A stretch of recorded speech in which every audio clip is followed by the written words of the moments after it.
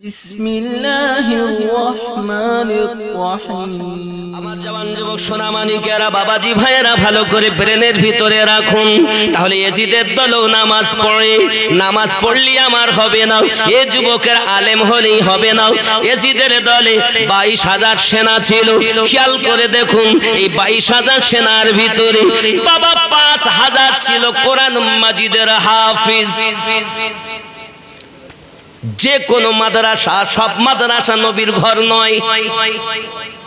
যে মাদ্রাসায় আমার নবী পাক বলেন আমি রেখে গেলাম কোরআন ও আহলে বায়াত, আর যে মাদ্রাসায় শুধু কোরআন শিক্ষা দেয়, আহলে বায়াতের কথা বলে না, মনে করবেন ওটা নবীর ঘর নয়, জান্নাতি ঘর নয়। যে সব মসজিদ আল্লাহর ঘর নয়। হে বাবাজি আমার, যে মসজিদে আপনার কিনা দেখবেন আল্লাহর নবীকে বড় ভাইয়ের সমাতুল্য বলা হয়, নবীর মিলাদ কিয়াম জায়েজ বলা হয় না, নবী পাকের প্রতি দরুদ পড়লে মুখ বেঁকিয়ে যায়, নবী পাকের কলেমা পড়লে যাদের মুখ বেঁকে যায়, এটা আল্লাহর ঘর নয়। এই মসজিদগুলোকে বলে মসজিদে জেরা। এই মসজিদগুলো ভেঙে দেওয়া নবীর সুন্নাহ। আমার নবী নিজে একটা মসজিদ জ্বালিয়েছিলেন, জানেন? এগুলো আল্লাহর ঘর না, সব মসজিদ আমার ঘর। আমি এই জন্য আগেই বলেছি, সবাই আমার কথা সহ্য করতে পারে না। মসজিদ হলেই নামাজ পড়তে হবে। আপনি ইমাম দেখবেন না, ইমাম, আরে মসজিদের যিনি ইমাম হবে আগে খেয়াল করেন, ইমাম একটুখানি বুঝিয়ে নেই, ওয়াজ করব কখন ছাটাই করতে করতে সময় গেল। আব্বাজি আমার খেয়াল করেন, মসজিদের যিনি ইমাম, মনে করুন আমি আপনাদের ইমাম। ইমাম অর্থ কি? নেতা। ইমাম অর্থ, তাহলে আপনাদের এটা কি পাড়া? শেখ পাড়া, তাই তো? ঘোর কি সন্তোষপুর শেখ পাড়া, এখানে মসজিদ আছে। এখানকার ইমাম তিনিও নেতা। আবার কলকাতা জামে মসজিদের, নাখোদা মসজিদের ইমাম, সেও ইমাম, তারও কি নেতা। আবার দিল্লি জামে মসজিদের ইমাম, সেও নেতা। আবার মক্কা মদিনার ইমাম, সেও নেতা। সব ইমাম কি এক? কিন্তু সম্মান কিন্তু এক জায়গায়। ইমাম মানে নেতা। ছোট মসজিদের হলেও সে নেতা, বড় মসজিদে হলেও, ঠিক না? তাহলে সম্মান তো ভালো। 2 নাম্বার, এরপরে গেল আপনার কিনা হাদিসের ইমাম। হাদিসের ইমাম কেমন? হে বাবাজি আমার, ইমাম বুখারী তিনি একজন ইমাম, ইমাম মুসলিম তিনি একজন ইমাম, ইমাম নাসাই, ইমাম আবু দাউদ আছে না? এইরকম ভাবে হাদিসের অগণিত ইমাম। ইমাম মানে নেতা। সব ইমাম একরকম, জ্ঞানে, আমলে, ব্যবহারে, দেখতে পার্থক্য আছে না নাই? আব্বাজি আমার সোনামানিকেরা, 3 নাম্বার আপনাদেরকে বোঝাই, কোরআন মাজিদের আপনার তাফসীর কারক ইমাম, ইমাম ইবনে কাসির, ইমাম জালালউদ্দিন আসসিউতি, ইমাম জালালউদ্দিন মুহাল্লি আছে না? কেউ বা তাফসীরে মাযহারি লিখছেন, কেউ বা তাফসীরে ইবনে আব্বাস লিখছেন, কেউ বা আপনার তাফসীরে দুররে মানসুর লিখছেন। হে বাবাজি, কেউ বা বাসিরাতুল কোরআন লিখতেছেন, কেউ বা আপনার তাফসীরে ইবনে কাশশাফ লিখতেছেন। বিভিন্ন তাফসীর কারক ইমাম। ইমাম অর্থ নেতা। সব ইমাম এক নয়। কথা বোঝা যাচ্ছে? আব্বাজি আমার সোনামানিকেরা, তাহলে গেল 1 নাম্বার মসজিদের ইমাম, 2 নাম্বার গেল আপনার হাদিসের ইমাম, 3 নাম্বার গেল কোরআন মাজিদের তাফসীর কারক ইমাম। হে বাবাজি আমার 4 নাম্বার হলো মযহাবের ইমাম। মযহাব হলো 4টি, হানাফি, শাফি, মালিকি, হাম্বলি। হে বাবাজি আমার 4 ইমাম। হে বাবা আমার সোনামানিক, 4 জন কিন্তু হক। বাবা 4 জনাই হক, কিন্তু সকলের চিন্তা চেতনা দেখতে একরকম। ইমাম মানে নেতা। হে যুবক আমার, ভালো করে বুঝুন। এরপরে হলো তরিকতের ইমাম। তরিকত হলো 4টি, কেউ বলেছেন 7টি, কেউ বলেছেন 9টি, কেউ বলেছেন 13টি।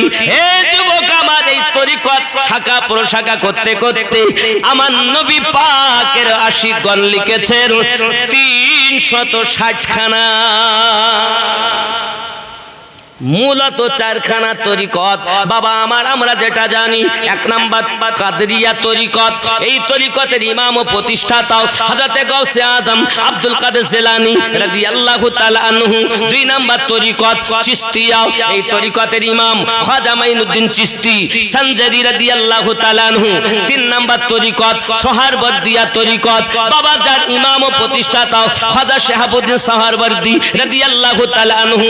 চার নাম্বার তরিকত যার ইমামের নাম খাজা বাহাউদ্দিন নকশবন্দি রাদিয়াল্লাহু তাআলা আনহু ও ইমামে রাব্বানি মুজাদ্দিদ আল-ফিসানি রাদিয়াল্লাহু তাআলা আনহু। চার তরিকতে পাঁচজন ইমাম বাবা। আরো তরিকত আছে, সাবিরি একটি তরিকা, ওয়ারিসি একটি তরিকা, কালান্দারি একটি তরিকত। জোরে কন্না সুবহানাল্লাহ। আমার কথাগুলো বুঝবেন ও সোনা মানিকেরা আমার। তাহলে সব ইমাম এক নয় আব্বাজি আমার। এরপরে আরো আগিয়ে চলুন বাবা আমার। গেল এ আপনার কিনা মোসাবের ইমাম, গেল আমাদের তরিকতের ইমাম। হে বাবাজি আমার, এখন এই যে চারটি তরিকত, প্রত্যেক তরিকতের ইমাম আপনি যদি কাদরিয়া তরিকত ধরেন, এই কাদরিয়া তরিকতের ইমাম যিনি গাউসে আজম, ইনি হলেন আওলাদে হাসান আর হোসাইন। হযরত খাজা গরিব নওয়াজকে যদি আপনি দেখেন, উনি হলেন আওলাদে হাসান ও হোসাইন। আব্বা এবং মায়ের দিক থেকে হোসাইনি আওলাদ, আলী পাকের আওলাদ। আপনি ভুল করছেন কেন? যান আপনি আজমিরে চলে যান, আজমিরেতে দেখতে পাবেন আমার খাজা মাইনুদ্দিন চিশতি সঞ্জারি আজমিরি রাদিয়াল্লাহু তাআলা আনহুর দরবারেতে এখনো পর্যন্ত খোদাই করে 12 ইমামের নাম লেখা আছে, মাওলা আলীর নাম লেখা আছে, হাসান পাকের নাম লেখা আছে, হুসাইন পাকের নাম লেখা আছে, হযরত ইমাম জাইনুল আবেদিনের নাম লেখা আছে, হযরত ইমাম বাকার হুজুরের নাম লেখা আছে, ইমাম জাফর সাদিক হুজুরের নাম লেখা আছে। যুবকরে আমার এইরূপ 12 ইমাম নাম লেখা আছে। আমরা হলাম হানাফি মাযহাবের মানুষ। আমরা কোন মাযহাবের? হানাফি মাযহাবের মানুষ। আমাদের ইমামের নাম নোমান ইবনে সাবিত, উপাধি ইমামে আজম আবু হানিফা রাদিয়াল্লাহু তাআলা আনহু। জোরে বলুন সুবহানাল্লাহ। ইমাম আজম কে একজন 68 বছর বয়সে জিজ্ঞাসা করছেন, ওনার বয়স তখন 68। হুজুর আপনার বয়স কত? ইমাম আজম বলছেন, আমার বয়স হলো 2 বছর। কি আপনি এত বড় হুজুর হয়ে মিথ্যে কথা বললেন? দেখতে পাচ্ছি আপনার দাড়ি সাদা হয়ে গেছে, আর আপনি মিথ্যা কথা বলছেন 2 বছর বয়স, মানে ছোট কচি খোকা। ইমাম আজম বললেন, বাবা তুমি বুঝলে না, আমি ইমামে আজম আবু হানিফা, আমি এই 2টি বছর ধরে একজন ইমামের নাম হযরত ইমাম বাকার রাদিয়াল্লাহু তাআলা আনহু, 2 নাম্বার ইমাম ইমাম জাফর সাদিক রাদিয়াল্লাহু তাআলা আনহু ও আলাইহিস সালাম, এই 2 ইমামের 2 বছর গোলামি করেছি। আমি আমার জীবন সার্থকতা করে ফেলেছি। ইতিপূর্বে 66 বছর আমার বেকার হয়ে গেছে, এই 2 বছর আমার সঠিক জীবন।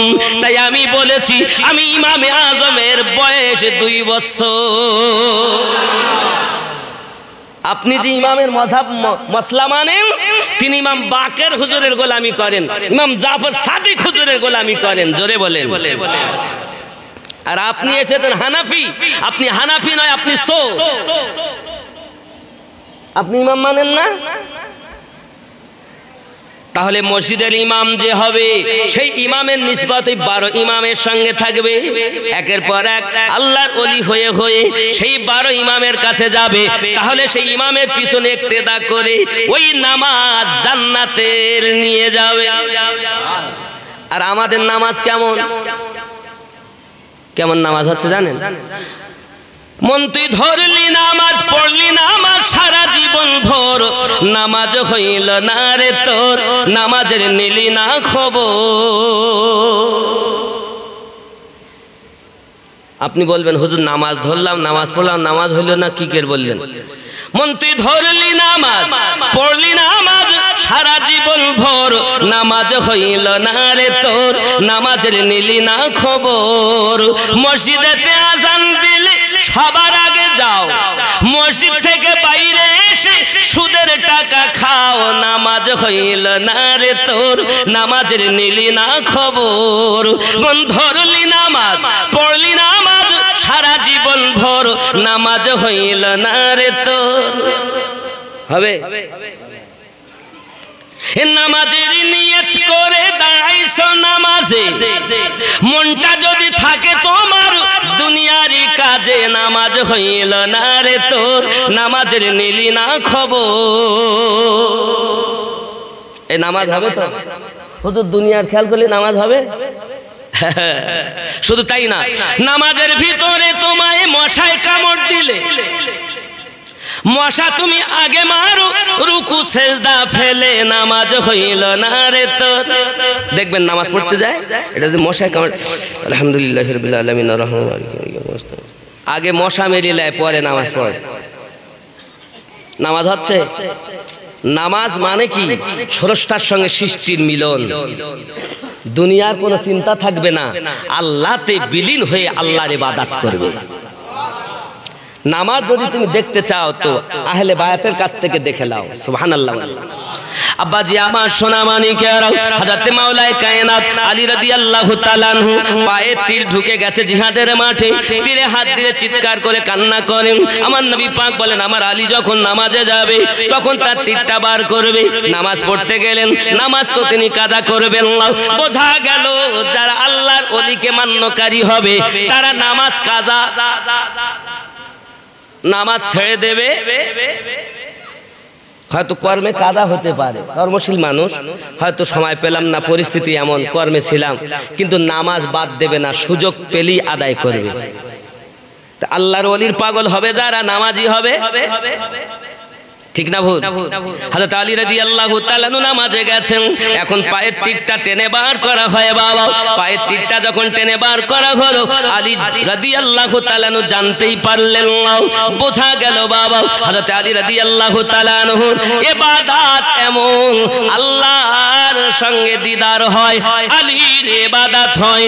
যারা বলবে আমরা হুসাইনি মুসলমান, তাদের নামাজটা এমন হবে, ঠিক কিনা? আব্বাজি আমার সোনা মানিকেরা, তাহলে আমি আপনাদেরকে আরো একটু বোঝাবো বাবা ইয়াজিদি নামাজ কেমন।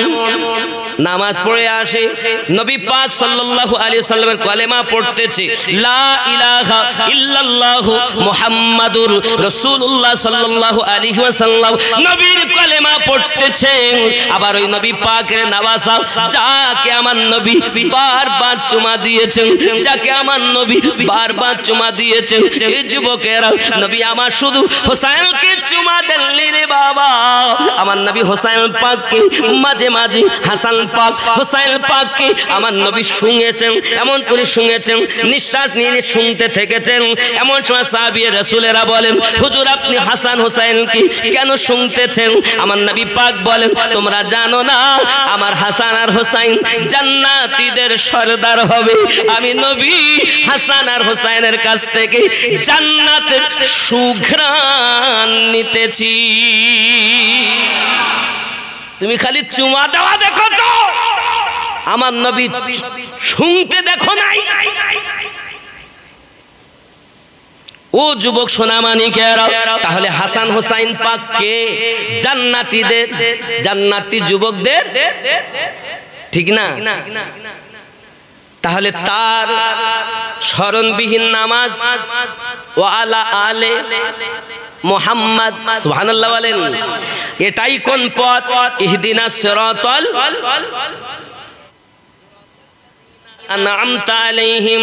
মানলে মানো, না মানলে না মানো, আপনার ব্যাপার। এ যুবক, লা ইকরাহা ফিদ্দিন, ধর্মে কোনো জোর জবরদস্তি নাই, মানা না মানা আপনার ব্যাপার। যুবকরে সোনামানিকেরা, খুব ভালো করে বুঝুন, আমার নবী পাক সাল্লাল্লাহু আলাইহি সাল্লাম নওয়াজা ইমাম হোসেন পাকের প্রতি তারা কত অত্যাচার করেছে।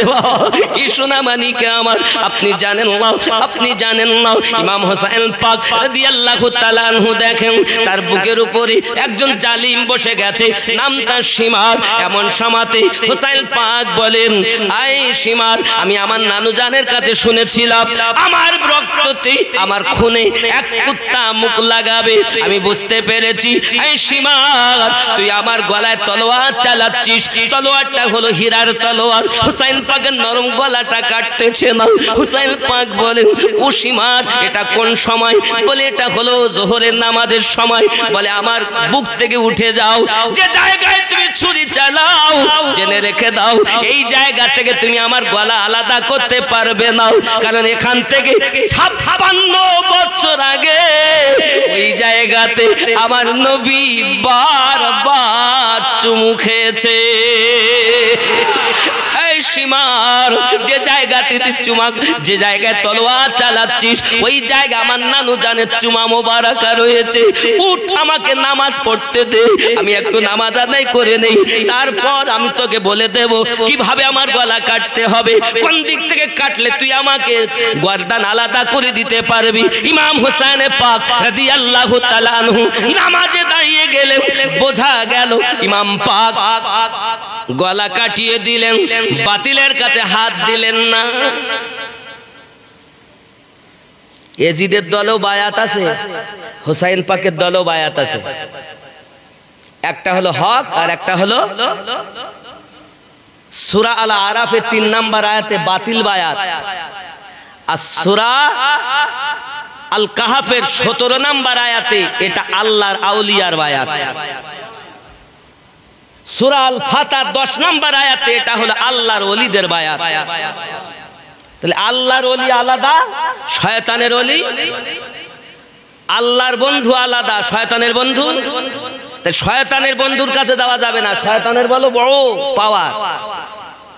আপনি আগুন দিয়ে হেঁটে যাওয়াকে মনে করছেন পীর? না। বাতাস দিয়ে উড়ে যাওয়াকে মনে করছেন পীর? না। আগে দেখো সে বলছে কি, তার নীতি কি, সে কোন দিক থেকে এসেছে। আব্বাজি আমার সোনা মানিকেরা খুব ভালো করে বুঝুন। এমনি করে ইমাম হুসাইন পাক রাদিয়াল্লাহু তাআলা নূর প্রতি আঘাত করা হয়েছে, অত্যাচার করা হয়েছে। উনি নামাজে গিয়েছেন, নামাজ পড়তে লেগেছেন। এজন্য বলা হয়েছে, তোমার হুসাইন বাঁচাতে দিন কারবালায় হলো কুরবানি, ও ফাতেমা জননী। তোমার হোসাইন বাঁচাতে দিন কারবালায় হলো কুরবানি, ও ফাতেমা জননী। শহীদ তরে ফেরাতিরে বন্ধ করেছে পানি, ও ফাতেমা জননী। ঠিক না? ইমাম হুসাইন পাক রাদিয়াল্লাহু তাআলা নূর প্রতি অত্যাচার করা হয়েছে বাবা, তাদের আওলাদদের প্রতি পানি বন্ধ করে দেওয়া হয়েছে। তুমি জানো না, ইমাম হুসাইন পাক যদি একবার বলতেন তাহলে ওই কারবালার মাটি থেকে ইমাম পাকের কদমের নিচে থেকে হাউজে কাউসার কি জমজম উদিত হতো। যুবক ইব্রাহিম নবী তার বেটা ইসমাইল জবিউল্লাহর গলাতে তলোয়ার রেখেছেন, এটা হলো কোরআন। কারবালার মাটিতে আমাদের ইসলামটাকে বাঁচানোর জন্য, নবীর ইসলাম বাঁচানোর জন্য, দ্বীনে আহমদ বাঁচানোর জন্য গর্দান কাটিয়ে দিয়েছে। এটা হলো ওই কোরআন মাজিদের তাফসীর। এই যে দিন আমরা পেয়েছি, ধর্ম আমরা পেয়েছি, এটা কার সন্তান দ্বারা? কিয়ামত অবধি টিকে থাকবে কার ওসিলায়?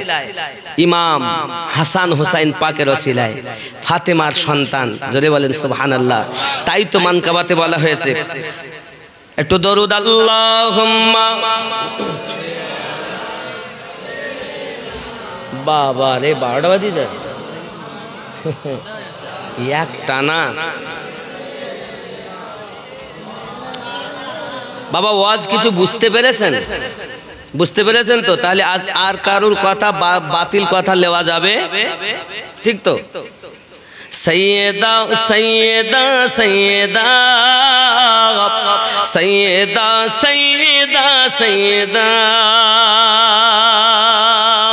कैसे होगा बया आपका मर्तबा सैयदा सैयदा सैयदा सैयदा सैयदा सैयदा जोरे बोलूं कैसे होगा बया आपका मर्तबा सैयदा सैयदा सैयदा सैयदा सैयदा सैयदा जिसकी सूरत अजल में बनाई गई मुस्तफा की तरह ही सजाई गई सारी दुनिया में बेहतर पाई गई सारी दुनिया में बेहतर पाई गई रब की कुरान देता है जिसका पता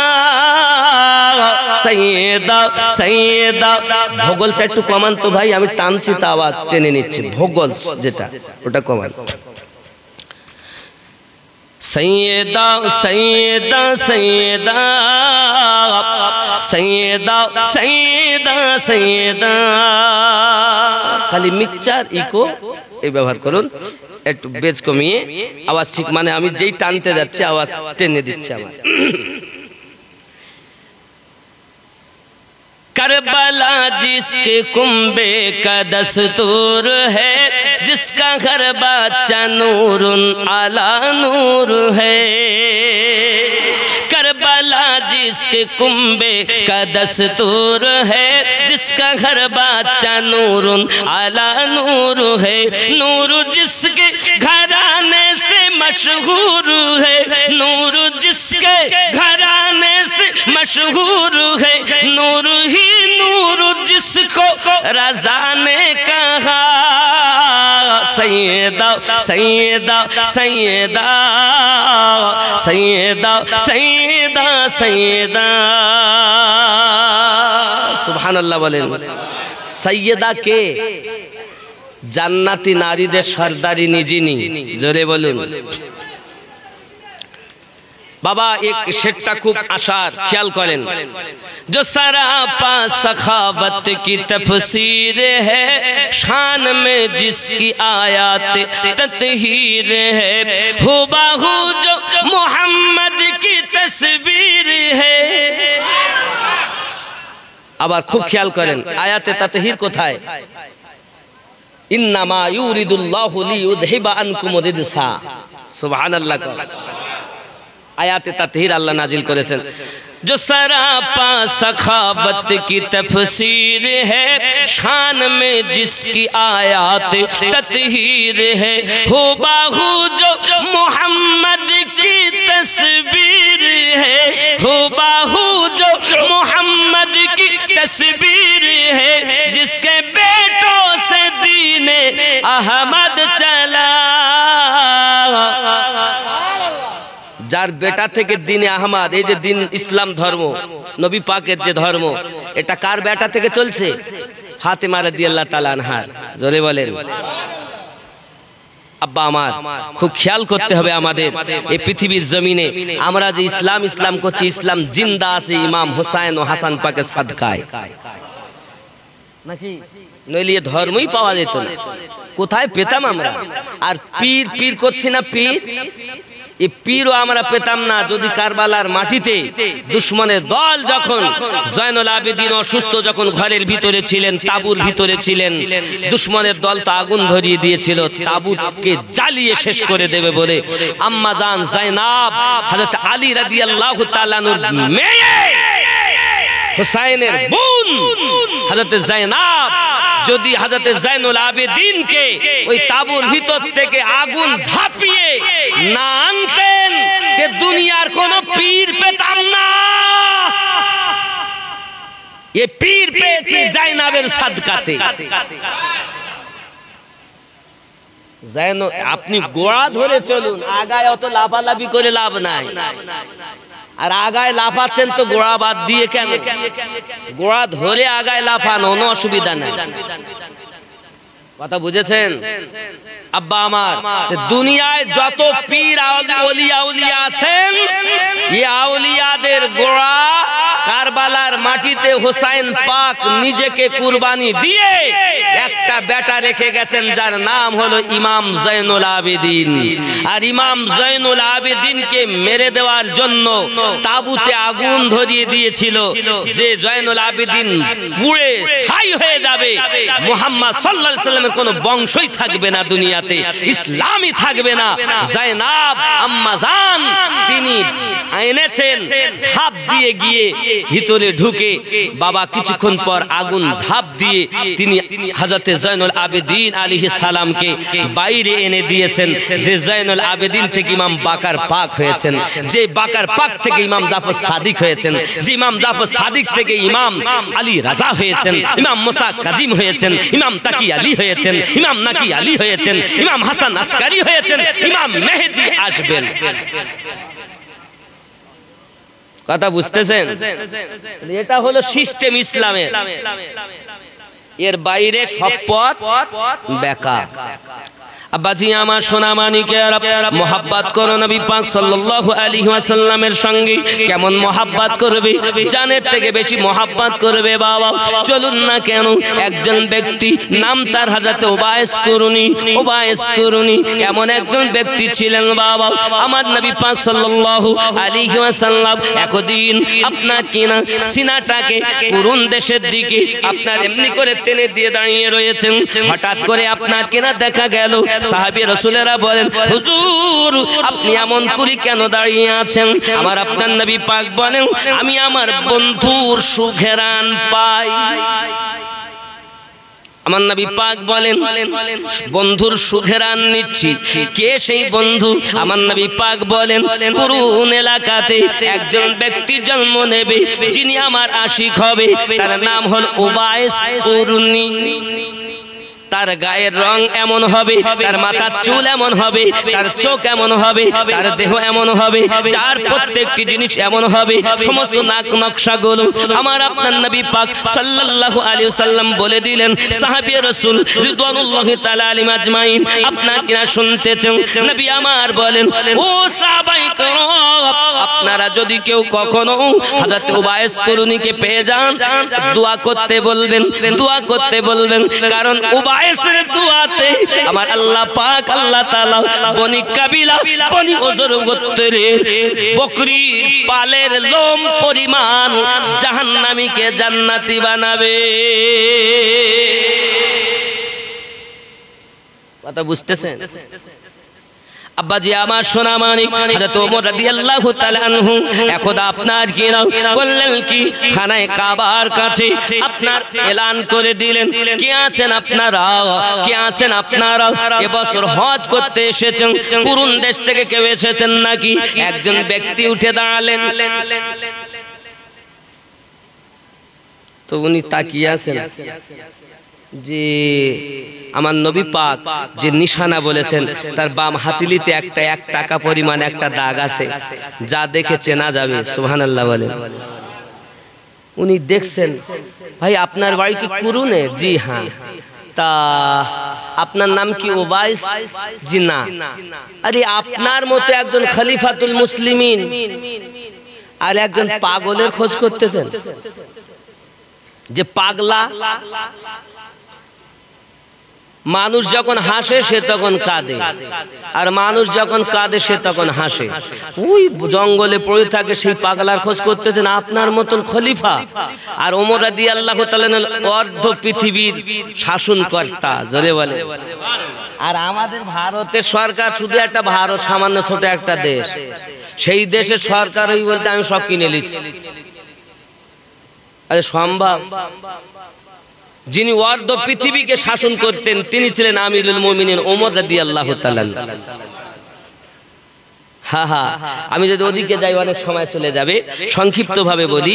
হযরত ওমর রাদিয়াল্লাহু তাআলা বললেন, আপনার বাড়ি তো কুরুনে, কিন্তু আপনি উবাইস নন। বলছে আপনি এমন মানুষের কথা বলছেন যে মানুষের খোঁজ আপনার মতো খলিফা নিতে পারে না, কিন্তু উনি কি জানেন যে উবাইসের ভিতরে কি আছে? নবী বলেছেন আর হযরত ওমর রাদিয়াল্লাহু তাআলা জানছেন, সে তো বোঝে না। ঠিক আছে, বলে প্রেমিক প্রেমিকা চিনে তারা ঘুরে বেড়ায় প্রেমের টানে রে। কানাই কি আর চেনে, প্রেমিকাতে চেনে। আব্বাজি আমার সোনা মানিকের, হযরত ওমর রাদিয়াল্লাহু তাআলা আনহু এমন করে আপনার কিনা নিশানা যখন পেলেন না, কোন রকম যখন খবর পেলেন না বাবা, আমার নবী পাক সাল্লাল্লাহু আলাইহি ওয়াসাল্লাম বললেন, ইন্তেকালের পূর্বে আমার এই জুব্বাটা উবাইসকে দিয়ে আসবে বাবা। কিতাবের ভিতরে বর্ণিত আছে হযরত উবাইস কুরুনি রাদিয়াল্লাহু তাআলা আনহু, ওনার আম্মা জান ছিলেন আপনার কিনা অসুস্থ, খুব জয়ীফ মানুষ, মায়ের খেদমত করতেন বনি। উনি আপনার কিনা দিন রাত মায়ের খেদমতে থাকতেন, মায়ের অগোচরে কোথাও যেতেন না। মা যদি অর্ডার দিতেন তাহলে আপনার কিনা যেতেন, মা যদি না বলতেন তাহলে কখনো পালন করতেন না। আব্বা আমার সোনা মানিক আম্মা জানকে বলতেছেন, ওগো জননী মা, আমার মনের ভিতরে বড় আশা, আমি একটু নবী পাকের দিদারে যাব, আপনি যদি আমাকে ইজাজত দেন। মা ডাক দিয়ে বলে, বাবা উবাইস, তুমি আমার একটি মাত্র পুত্র, তুমি যদি আমাকে ছেড়ে চলে যাও বাবা, কি আমার দিকে খেয়াল করবে, কি আমার তত্ত্বাবধান করবে, কি আমার খেয়াল রাখবে? দরুদ আল্লাহুম্মা।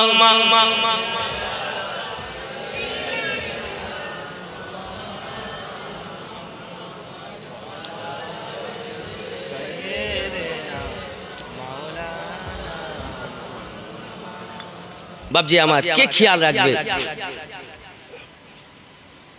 সন্তান মায়ের কথাই শুনে ঠিক আছে মা যাব না, 1 বছর গেল, 2 বছর গেল, 3 বছর গেল, মন বেকার, নবীকে দেখবে, আশিক মাসুকের জ্বালায় পাগল। সুবহানাল্লাহ বলেন। আব্বাজি আমার হযরত ওমর হযরত উবাইস কুরুনি রাদিয়াল্লাহু তাআলা আনহু মায়ের কাছে যখন আপনার কিনে এমনি করে দেখলেন মা মোটো অর্ডার দিচ্ছেন না, একদা এমন ভাবে কাকুতি মিনতি শুরু করে দিয়েছেন, জননী এবছর আমি আর আপনার কথা শুনবো না, এবার আমি আমার নবী পাকের দরবারে যাব, আপনি আমাকে ইজাজত দেন। মা বলে, বাবা উবাইস রে, আমি তোমাকে 8 পাহাড় সময় দিতে পারি। সঙ্গে সঙ্গে বলে, ঠিক আছে মা, 8 পাহাড় আমার জন্য যথেষ্ট। ও আমার সোনা মানিকেরাও, এখন যেতে আপনার 4 পাহাড়, আসতে আপনার 4 পাহাড়, মানে 8 ঘন্টার মতো সময় আপনার কিনা মা জননী দিয়েছেন। হযরত উবাইস কুরুনি রাদিয়াল্লাহু তাআলা আনহু মায়ের যতটা প্রয়োজনীয় জিনিস সব আপনার কিনা কাছে দিয়ে সব নিকটে রেখে উবাইস কুরুনি রওনা দিয়েছেন কদম বুসি করে, মায়ের কদম বুসি করে যখন রওনা দিয়েছেন। ও বাবাজি আমার, যখন কিনা আপনার মসজিদ নববী দেখতে পাচ্ছেন, মনের ভিতরে আনন্দ। এই তো সেই মসজিদ নববী, যে মসজিদের ইমাম আমার দয়াল নবী, যে মসজিদে ইমামতি করেন আমার দয়াল নবী, যে মসজিদ নববীর ভিতরে এক টুকরা জায়গা আছে যার নাম হলো রিয়াদুল জান্নাত, জান্নাতের টুকরা বলা হয়েছে। এই সোনা মানিকেরা আমার, হযরত উবাইস কুরুনি রাদিয়াল্লাহু তাআলা মনের আনন্দে এগিয়ে চলেছেন। এখন আমার নবী পাকের হুজরা মোবারকার কাছে যাইয়া সালাম দিতেছেন। আমার নবী পাকের খোঁজ নিলেন, ভিতর থেকে আওয়াজ আসতেছে, আপনি কে? আল্লাহর হাবিব বাড়িতে নাই। চোখ দিয়ে পানি ঝরতে আরম্ভ হয়ে গেল। আরে আমার আসতে 4 ঘন্টা সময় লেগে গেল, আমার যেতে 4 ঘন্টা সময় লেগে যাবে। আমি একটু নবী পাকের দিদারে এসেছিলাম, কিন্তু রাসূল তো আমার বাড়িতে নেই, কিভাবে দেখা হবে আমার? এ বাবা, টপ টপ করে পানি ঝরতেছে, মনের আনন্দ এখন দুঃখে পরিণত হয়ে গেল। হযরত উবাইস কুরুনি রাদিয়াল্লাহু তাআলা টপ টপ করে পানি ঝরাচ্ছেন, আর আপনার কিনা সঙ্গে সঙ্গে ভিতর থেকে আওয়াজ আসছে, কে আপনি? বলে, আমি কুরুন দেশ থেকে এসেছি, আমি কুরুন দেশ থেকে এসেছি। ও আমার সোনা মানিকেরা, নবী পাক যদি আগমন করেন, আম্মা জান আল্লাহর হাবিব যখন আগমন করবেন, আমার সালামটা দেবেন যে কুরুন দেশ দেশ থেকে উবাইস এসেছেন, এই সালামটা দিয়ে দেবেন আমার পক্ষ থেকে দয়াল নবীজিকে। এতটুকু কথা বলে মায়ের হুকুম পালনের জন্য উনি আবার রওনা দিয়েছেন কুরুনের দিকে। আমার এই জায়গাতে মুজাদ্দিদ আল ফেসানি খাজা শেখ আমাসির হিন্দি রাদিয়াল্লাহু তাআলা আনহু বলে,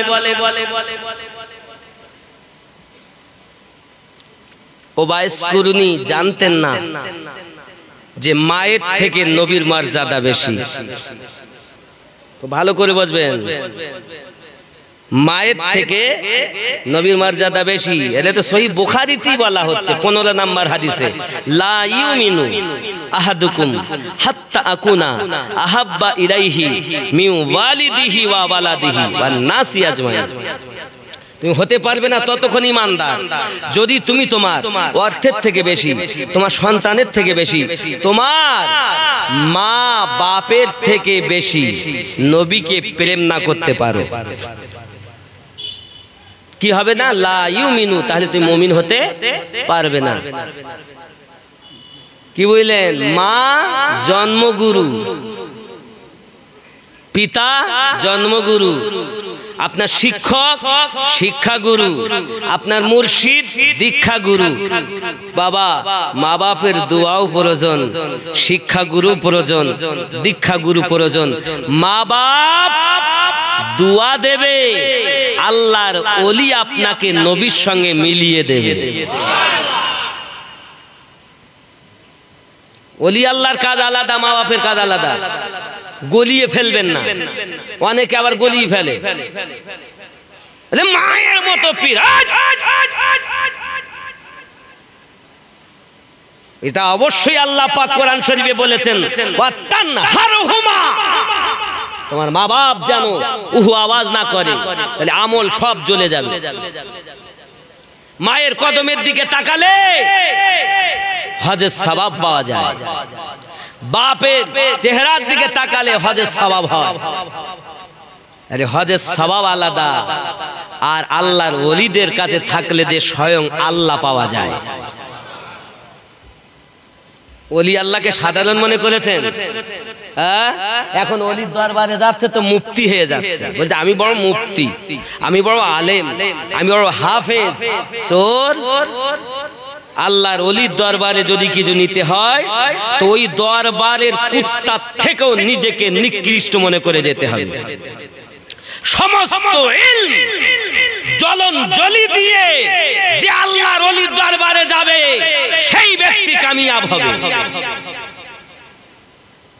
কারণ এই যে আপনি পুঁথিগত বিদ্যা পড়তেছেন, এটা কোরআন শরীফে এ কথা বলে না, কথা বলে না, কোরআন হাদিসের কথা। পুঁথিগত বিদ্যা, এই বিদ্যাতে কি রাখা আছে? জ্ঞান। কিন্তু তুমি বুঝেছো আল্লাহর ওলিদের দরবারে এই বিদ্যার কোনো মূল্য নাই। তাদের বিদ্যা আল্লাহর ওসি শক্তি, আল্লাহর ইলহাম, ইলমে লাদুন্নির মাধ্যমে সেই বিদ্যা যখন তোমার অন্তরে আসবে, তুমি তখন আল্লাহর বুলি বলবে, রাসূলুল্লাহর বুলি বলবে। তুমি মৌলবি হয়ে ওলির দরবারে যাচ্ছ, মুফতি হয়ে ওলির দরবারে যাচ্ছ, চোর কোথাকার, তুই তরিকতই জানিস না। তরিকত যদি জানতো তাহলে কখন এরা চোর হতো না। কথা বুঝেননি আমার? বুঝতে হবে, মানে সমস্ত বিদ্যা ওখানে কোনো মূল্য নাই। ইমাম গাজ্জালী রহমাতুল্লাহ নাম শুনেছেন না? ইমাম গাজ্জালী রহমাতুল্লাহ আলাইহি বহুত বড় আলেম, ওনার মতো আলেম নাই, হাজার হাজার হাদিসের হাফিজ। এখন ওনাকে একজন কেউ বলেছে যে অমুক জায়গায় একজন আল্লাহর ওলি আছেন, যান। উনি গেছেন, কি হুজুর আমাকে একটু সবক দেন তো। তাহলে আমি তোমাকে সবক দিতে পারি, তবে এই কিতাব পড়া বন্ধ দিতে হবে।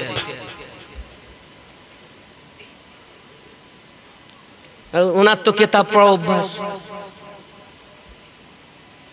ঠিক এরকম প্রসঙ্গ ইমাম জালালউদ্দিন সিউতি হুজুর সম্পর্কেও আছে। রোম সম্রাট, রোম দেশের ইমাম জালালউদ্দিন রুমি, রোম দেশের সর্বশ্রেষ্ঠ মুহাদ্দিস, বড় আলেম, বড় মুফতি, ওনার মতো আর কেউ নাই।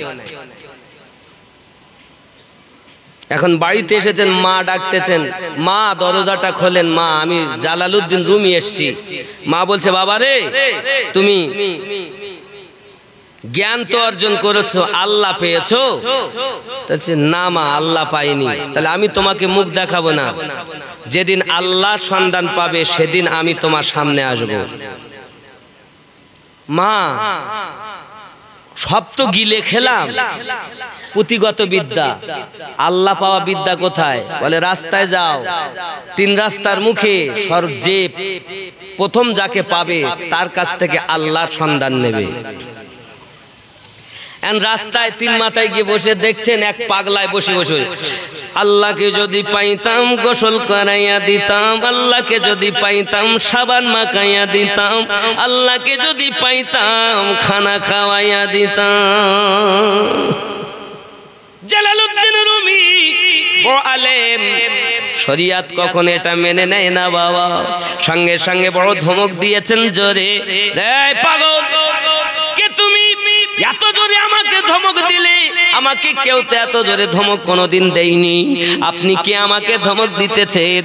সঙ্গে সঙ্গে ডাক দিয়ে বলতেছেন, আমি ধমক দেই কারণে আল্লাহ পাকের শানে এইরকম কথা বলা নাজায়েজ, জায়েজ নাই। কারণ কি? আল্লাহকে গোসল দেওয়াবো, আল্লাহকে খানা খাওয়াবো, আল্লাহকে সাবান মাখাবো, এটা শরিয়াত বলে না। আমার আল্লাহ পাক সব জিনিস থেকে পবিত্র। পাগলায় বলে, তাই নাকি? আচ্ছা তুমি কলেমা পড়ো।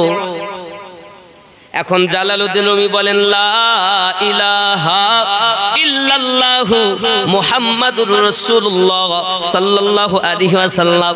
এবার জালালউদ্দিন রুমি বলেন, তাহলে ও পাগলা তুমি কলেমা পড়ো। পাগলায় কলেমা পড়তেছে, লা ইলাহা, সামনের থেকে গায়েব।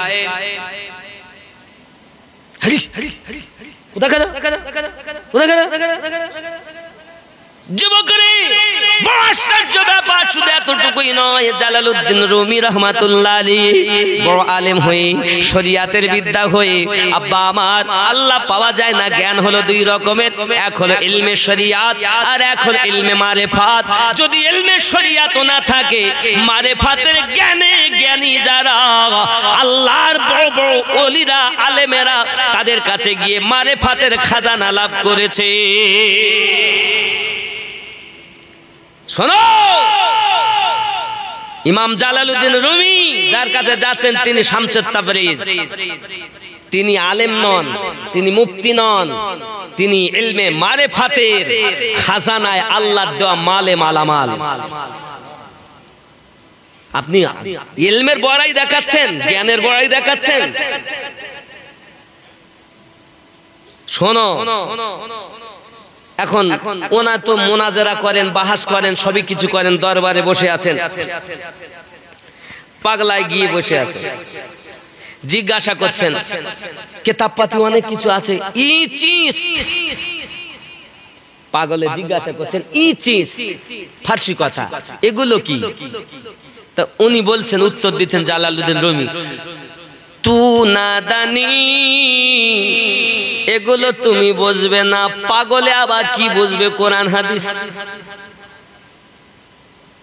জালালউদ্দিন রুমি পড়াশোনা সেরে যখন একটু ঘরের দিকে গেছেন, উনি কিতাবগুলো নিয়েছেন আর ওই পাশে কুয়াতে ফেলেছেন। পাশে কুয়া ছিল, কিতাবগুলো নেয় আর কুয়াতে ফেলে। এক তালবিলিমি দেখে, হুজুর সর্বনাশ, কি হয়েছে? সমস্ত কিতাব সব পানিতে।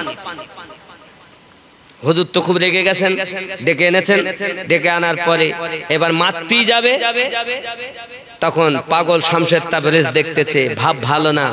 এখন উপর থেকে হাত লম্বা করেন আর কিতাবগুলো তুলে তুলে দেন, লম্বা করেন আর তুলে তুলে দেন। জালালউদ্দিন রুমির চোখ মোটা হয়ে গেছে। ওরে বাবা রে! কেন জানেন? কিতাব পানি থেকে তুলে দেয় তো কিতাবে এক ফোঁটা পানি লাগেনি।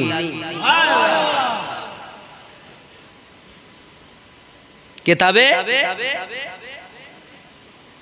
ইমাম জালালউদ্দিন রুমি, যে ইমাম জালালউদ্দিন রুমি আর ইমাম জালালউদ্দিন মুহাল্লি, জালালউদ্দিন সিউতি আর মুহাল্লি দুইজন মিলে একটা তাফসীর লিখেছেন, যে তাফসীরটার নাম তাফসীরে জালালাইন, মাদ্রাসার পাঠ্যপুস্তক।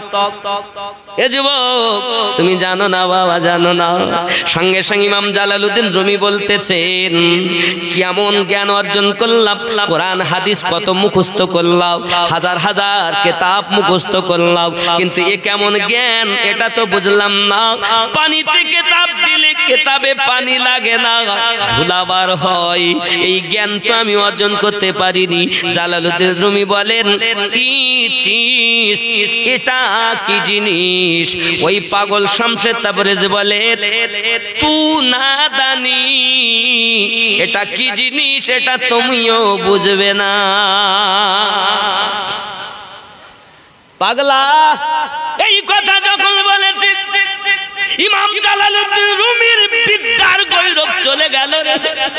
এ যুবক, আল্লাহর ওলির কাছে যদি যেতে হয়, বিদ্যার গৌরব ছেড়ে দিয়ে যাও। আলেম নিজেকে ভেবো না, মুফতি নিজেকে ভেবো না, হাফেজে কোরআন নিজেকে ভেবো না, মুহাদ্দিস নিজেকে ভেবো না। ওই দরবারে চপ্পলগুলো যেখানে থাকে বাবা, গোলামেরা জুতো যেখানে রাখে, ওই জুতোর থেকে নিজেকে নিকৃষ্ট যদি ভাবো, তাহলে আল্লাহর ওলির দরবারে গিয়ে মাল পাওয়া যাবে বাবা। আর আল্লাহর ওলির দরবারে যদি তুমি বিয়াদবের মতো যাও, কোন রকম মাল পাবে না বাবা। আমার ইমামে রাব্বানি মুজাদ্দিদ আল বিসানি রাদিয়াল্লাহু তাআলা দরবারে, এ যুবক ভালো করে বোঝো, ইমামে রাব্বানি হুজুরের দরবারে আপনার কিনা চলে গেছেন নূর মোহাম্মদ বাদায়ুনি রহমাতুল্লাহ আলাইহি। 12 পার হয়ে যাচ্ছে বাবা, বেশি বলার সময় নাই, ইতি করতে হবে। আমি আপনাদের বুঝাতে এতটুকু চাইলাম, বিদ্যার গৌরব ছেড়ে দিয়ে নিজে একদম সব শেষ করে আল্লাহর ওলির কাছে যেতে হবে, যে এখান থেকে আমি ইলমে মারিফাত হাসিল করব।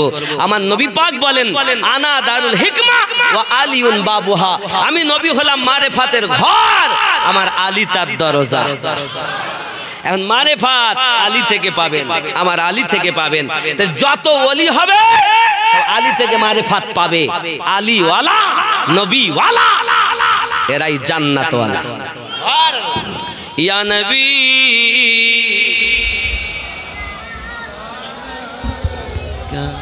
ইয়া রাসূল সালাম, ইয়া হাবিব সালাম,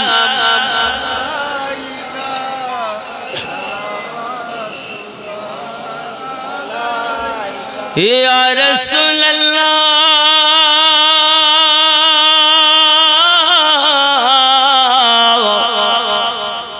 মদিনা পানে चाहिया कादिजे गजल गहिया दियो गो पर्दा उठाया देखिबो नयन भरिया नबी